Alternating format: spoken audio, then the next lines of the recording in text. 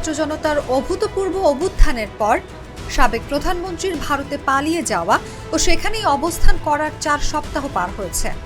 এমন পরিস্থিতিতে রাজনীতি বিশ্লেষকরা বলছেন তাকে স্বাগত জানানো ভারতের জন্য কূটনৈতিক মাথা ব্যথা হয়ে উঠেছেন শেখ হাসিনা।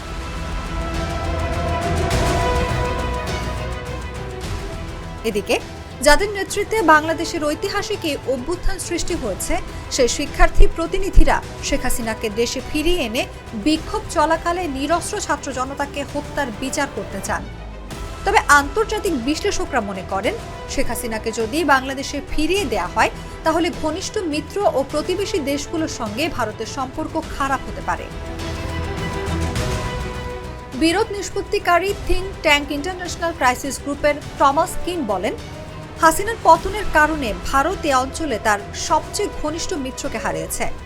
ভারত স্পষ্টতই শেখ হাসিনাকে বাংলাদেশে ফেরত দিতে চায় না, কারণ এমনটি করলে নয়াদিল্লির ঘনিষ্ঠ মিত্র দেশগুলোর নেতারা ভাবতে পারেন তারা বিপদে পড়লে শেষ পর্যন্ত ভারত তাদের রক্ষা করবে না। আবার শেখ হাসিনার পতনের পর বাংলাদেশে প্রকট হয়েছে ভারত বিদ্বেষ। 15 বছরেরও বেশি সময় ধরে যারা হাসিনার নির্মম নির্যাতনের শিকার হয়েছেন তারা প্রকাশ্যে ভারতকে শত্রু বলে আখ্যা দিয়েছেন।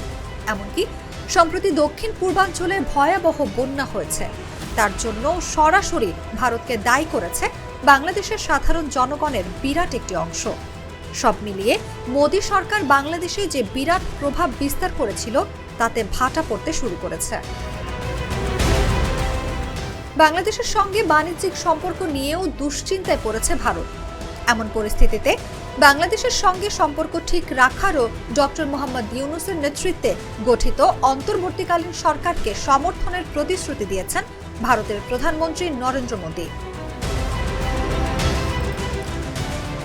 ভারতের শীর্ষ পর্যায়ের সরকারি কর্মকর্তা ও বিশ্লেষকদের সঙ্গে কথা বলে ব্রিটিশ সংবাদ মাধ্যম বিবিসি যে আভাস পেয়েছে তা হলো, এই মুহূর্তে শেখ হাসিনাকে নিয়ে ভারতের সামনে কার্যত 3টি পথ খোলা রয়েছে। প্রথমত, বাংলাদেশের সাবেক প্রধানমন্ত্রীর জন্য তৃতীয় কোনো দেশে আশ্রয়ের ব্যবস্থা করা, যেখানে তিনি নিরাপদে ও সুরক্ষিত পরিবেশে থাকার নিশ্চয়তা পাবেন। দ্বিতীয়ত, শেখ হাসিনাকে রাজনৈতিক আশ্রয় দিয়ে ভারতেই রেখে দেওয়া। তৃতীয় পথটা হয়তো এখনই বাস্তবায়ন সম্ভব নয়, কিন্তু ভারতে কর্মকর্তা ও পর্যবেক্ষকদের একটি অংশ বিশ্বাস করেন কিছুদিন পরে উপযুক্ত পরিস্থিতি এলে বাংলাদেশের শেখ হাসিনার রাজনৈতিক প্রত্যাবর্তনের জন্য ভারত চেষ্টা করতে পারে।